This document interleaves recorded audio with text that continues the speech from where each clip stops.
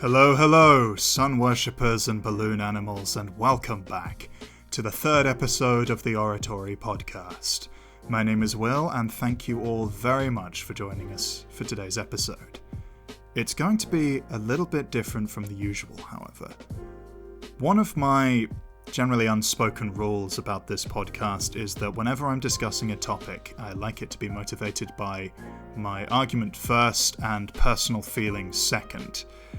However, today's topic, by definition, has to be personal because it's about what life is like as an asexual person. And I am one. I imagine a lot of the people listening to this podcast probably knew that already. For those of you who didn't, hi, I'm Will, and I'm an asexual man. For those of you who are now immediately listening to this and somehow didn't figure out from the colours of the logo and the name of this video that that was the perspective this was going to be discussed from, and you're suddenly recoiling in absolute disgust, terror, and confusion, I'm not going to ask you to leave. I am going to hope that you're going to stick around, because I just want to talk about it. And whatever you make of this afterwards, okay, that's your prerogative. But I just want to talk about it for a little while because I think it's sexuality that, in my experience, a lot of people are confused by. There are a lot of misconceptions about it, and generally, not a lot of knowledge. We are quite rare. We make up about 1 in 100 people, and, well, not everyone's open about it. And statistics can be occasionally misleading, so chances are you may not have met someone who identifies as asexual before. But I like to think that, hey, now you have. So let's talk about it a little bit. Just a quick thing before we start. What I'm going to talk about now is purely my experience of being an asexual person. Other people will have a different one, and that experience is completely valid. My experience is not universal. I suspect there are parts of it that are quite common to many asexual people, but I don't claim to speak for all asexual people. I don't think anybody can. I can't claim that any more than a gay person can claim to speak to the homosexual experience, or a heterosexual person can talk to the hetero experience. This is just my experience, and if you take something away from that, great. So, what does asexuality actually mean? Well, my understanding of the term has always been that it refers to someone who does not experience sexual attraction. So, when people refer to other people as being hot or fantasize about doing sexual things with them, I don't have that. Those ideas do absolutely nothing for me, and I have never found myself to be sexually attracted to anyone. I don't necessarily find it boring, and I don't necessarily think that there's anything wrong with it. I mean, it's a perfectly natural thing to do. It's just not something that I, personally, experience. That doesn't mean, however, that I and many asexuals don't have a sense of aesthetic beauty or preferences in that regard. There are many people in the world who I consider to be beautiful, and for many people that comes from their personality, and it can just as easily come from physical traits as well. People can be attracted to somebody's style, the way they carry themselves, their voice, the way they move, and again, physical appearance as well. I tend to be drawn to the way that people express their personalities through movement and appearance. I think anyone is. On a personal level, I find myself drawn to people who have white hair. So, Luna Lovegood and Aurora were definitely crushes of mine at various different points. I bring this up mostly to dispel a sort of notion that asexual people are more pure or sort of holier than thou than a lot of other people, and I'd like to reassure everybody listening now, we are just as capable of being just as shallow as anybody else out there. It's just the sexual side of things that we don't engage with. That's also not to say that we are ignorant of what those things are. Sex comes up a lot in many different conversations. We have learned things, and none of the things I have heard about so far have made me particularly desperate to try it out. There are extra dimensions to this, however. For example, there are people out there in the world who identify as demisexual, and what this generally refers to is someone who doesn't typically experience sexual attraction to different people. However, they find that they can develop those feelings if they have a strong enough emotional bond with that person. This often manifests itself as someone entering into a relationship with somebody else, though that's not the only way in which that can manifest. This can go beyond sexuality as well, I think, because particularly in my case, I find that I can be physically attracted to someone, but I would have no physical desire towards them. So in a sense, I would find them to be aesthetically beautiful, but I would have no physical desire to, kiss them or anything like that.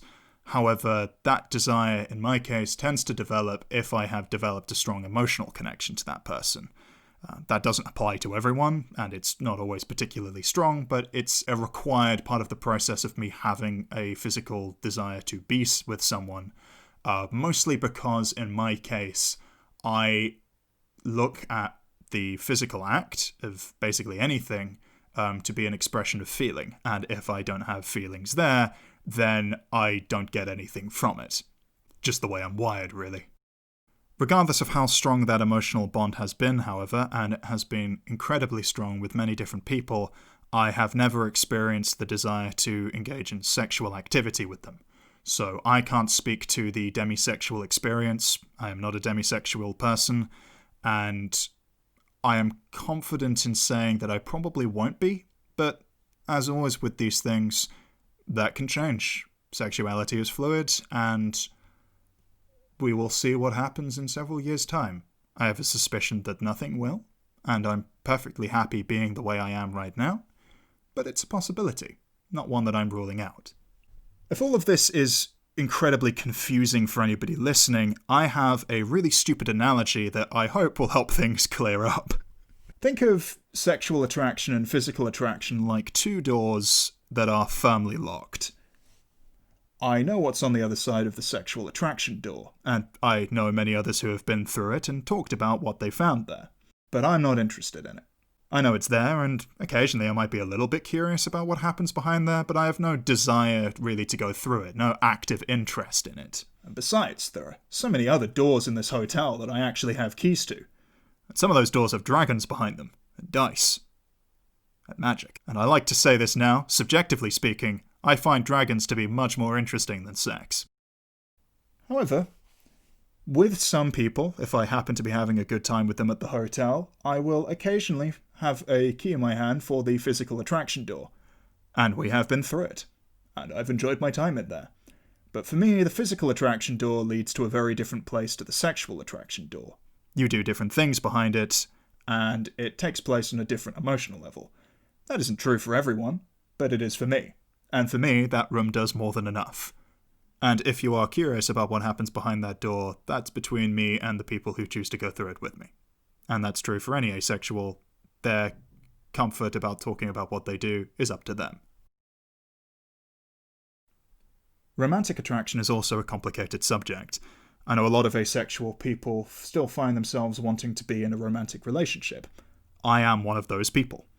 And it's a strange situation because, for a lot of people, the sexual activities are what tend to define the difference between a platonic and a romantic relationship. That's obviously a little bit trickier when you have absolutely no interest engaging in the sexual stuff. So that invites a question. What exactly is the difference between platonic and romantic love? The short answer I have for you is, I don't know, but you know it when you see it. I used to say that it was about how you wanted to have somebody in your life. Friends are people that you want to be with you. Lovers are people that you want to make part of you. You give yourself to them, you join your lives together, and you live. Maybe that makes sense to people, but I find life tends to be more complicated than that. There are friends I have made who have definitely changed me. I think we're all different people depending on who we're with. And that change can be both beautiful and terrible. Sometimes both, sometimes neither. Sometimes it's just incredibly tedious minor differences that nobody ever notices. But I've always held to the idea that just because a love is not romantic does not mean it is less important. I love my friends very deeply. They're all part of me, and I want them all with me. And we've all changed together in many different ways. But I think maybe the problem with love is that we always try to generalize it, come up with rules for it. Really, love is just a word for a very deep bond between two people. People are unique and complicated and strange. There are few rules, but often good guidelines. There are no true answers, but there is often good advice. Love is unique to everyone, and so for me, the question of what the difference is between romantic love and what is platonic is just a question, really, of what's best for the people that you're with. Answering that question has led to very interesting places. I've loved friends platonically and had moments with them that many people would consider to not be platonic. But for me it is, because, as I mentioned earlier, physical desire is just a means of expression to me. Doesn't mean much if there's nothing there to express, and I get very little out of it if there's nothing there. More than that, I've had some limited experiences with polyamory. It requires a lot of honesty, and in most cases it doesn't last. It didn't in mine. But I don't think that's anything to do with polyamory itself. The point I'm trying to make here is that love is strange and unique. People will have their own answers and different forms of expression. I say that as someone who is very much still struggling to reconcile their desire for physical closeness and romantic entanglement with a world in which most people have a need for sex to be part of that. And I think a lot of people do. A lot of people have various different emotional needs, and I think it's very tempting to try and find an easy answer to those questions, to find one catch-all rule that will describe any form of romantic bond. But in my experience, that doesn't really work. It's about knowing what fits for you and the people that you're with and the people in your life. And if you find that the typical relationship of boyfriend, girlfriend, or partner, or husband, wife, all of that works for you, that's great. I think a lot of people would. They've existed as forms of affection and descriptions for relationship for so long because they have been valid and they've brought happiness to a lot of different people. But the point I'm trying to make here is people are complicated. Love is weird. I think, objectively speaking, it's one of the weirdest things that people do. It makes sense for that to have a weird and nuanced answer in a lot of people's cases. So I think that's the reason I've been going on about this for so long. It's because, especially in the case of the asexual community, in which the answer and the divide between those two different forms of love is more complicated, ultimately you just kind of have to figure it out. Figure out what works best for you. It can be a fun road. It can be a damaging road. Lose friends and make friends and have unique experiences and horrible experiences, but I mean, that's just life, isn't it? Answering that question can even be more tricky when you are faced with the attraction to an allosexual. Allosexual, by the way, being the term for non-asexuals. We needed a term for you just like you needed a term for us. I hope you guys are okay with that. But that leads to an interesting question. Because how do you make a relationship like that work? In my case, I have in the past expected to be rejected by any allosexual I've been attracted to because, in the long term, they'll have needs that I can't satisfy. It's fair enough to be honest about that, but that's not universally true. And I do believe that if you care for someone deeply enough, or you think that you can make that relationship work, it's definitely worth trying. I think preemptively rejecting yourself from any form of relationship is a very unhealthy thing to do. Unless, of course, there is a compelling reason like that person is already in a committed relationship going for you, in which case, yeah, don't do it. Because at that point, it's not about you. However, back to the topic at hand. Many asexuals still try sex to please their partners. Some people are sex repulsed and would not be able to make that compromise.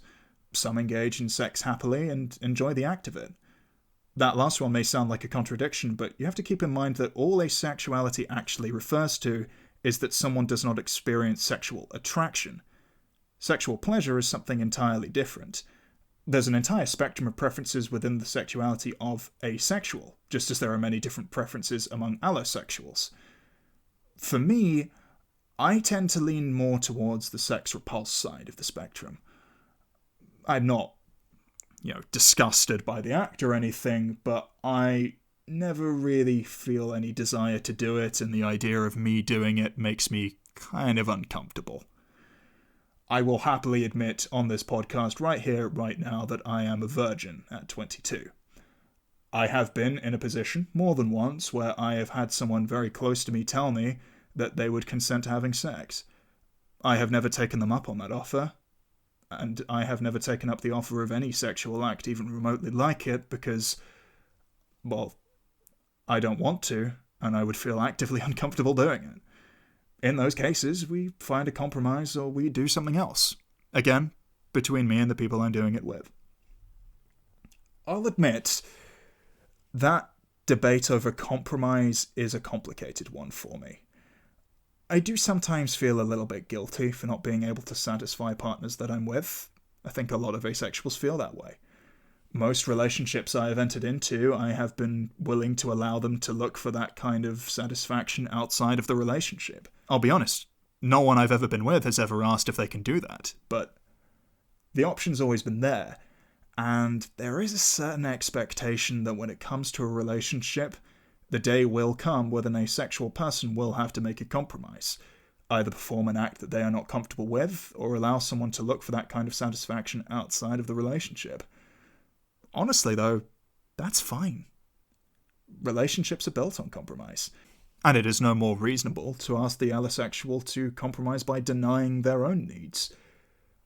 But it's a question that a lot of asexual people struggle with nonetheless. It's a pressure. It's a pressure that I've felt in the past. But it's not an insurmountable one. As long as you're honest and able to communicate with your partner, you'll probably figure out something that works out for the both of you. One way or another, that's how relationships work. You talk, you figure it out, you enjoy it. There's also an interesting question within the asexual community about whether or not we're to be included in the LGBT community. That's a topic for another time because that goes into a whole other wide range of issues, but for me, I would say absolutely yes. I mean, I would. I have an ulterior motive in that regard. I like the LGBT community, and I kind of want to be in it. But, I can understand the people who say asexuals have not had the same historical persecution as various other people. That doesn't mean there aren't things that we've gone through, for example. I think a lot of people within the LGBT community have had the experience of someone saying that you need to be fixed, or that your romantic sexual preference is wrong.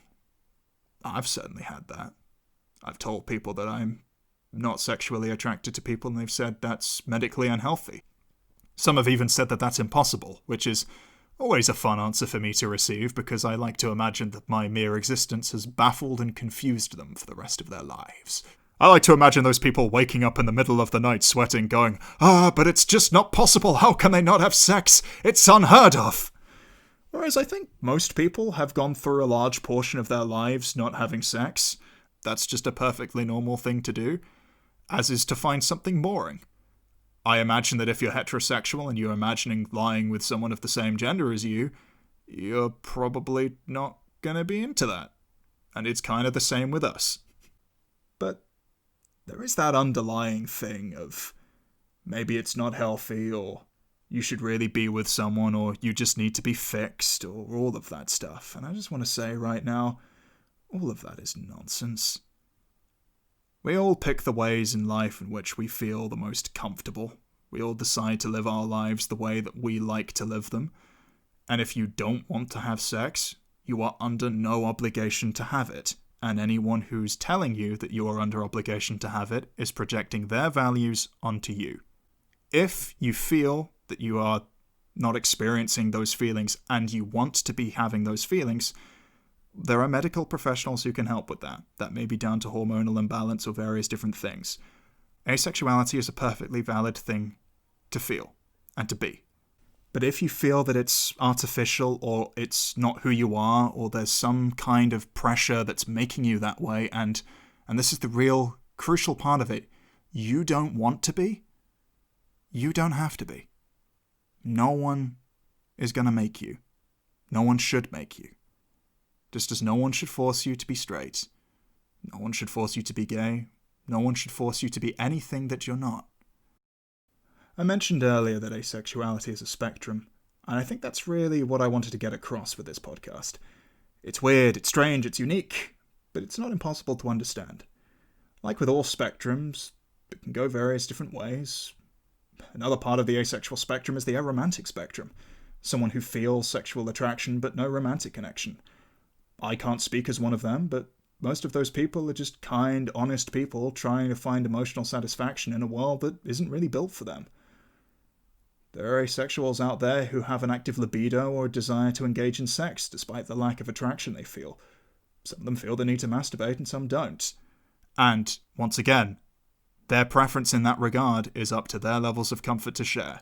But the point of this is that none of these are contradictions. Expressions of love and feelings involved are complicated. And they're unique to every individual. That's part of what makes it beautiful, really, and always worth exploring. My only intention here was to highlight some of mine so that people might understand it a little bit better.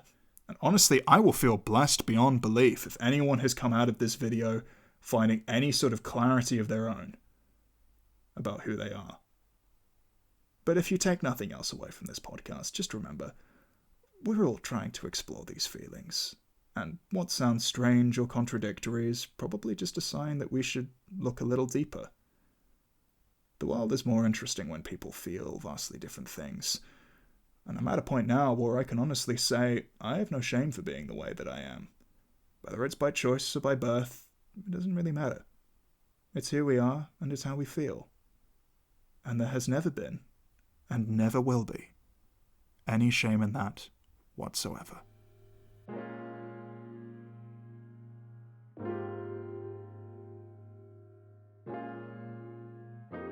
So, if it feels like this podcast has jumped around a little bit, that's because, well, sexuality is complicated and I can only really talk about mine. But if we want to talk about what we've learned today, asexual people are people who don't experience sexual attraction. They do sometimes feel physical attraction. They feel various different things. And that's perfectly fine and perfectly valid for all of them. Thank you all very much for listening to this one. It's been interesting talking about this. I don't usually do it. I'll probably make a follow-up video because there are sort of, specific experiences and probably a lot of points that I can go into a lot more detail on. But I think for now, I'm gonna leave this one alone. If you have any questions for me, then just leave them in the comments. I reserve the right not to respond to any of them, but I won't judge you for any question you ask, as long as it's asked in the sort of spirit of wanting to learn more and not in the spirit of voyeurism. I'm perfectly fine with that. Anywho, thank you all very much for listening to this podcast, and I will hopefully see you all next week. So I hope you'll join me there. Take care.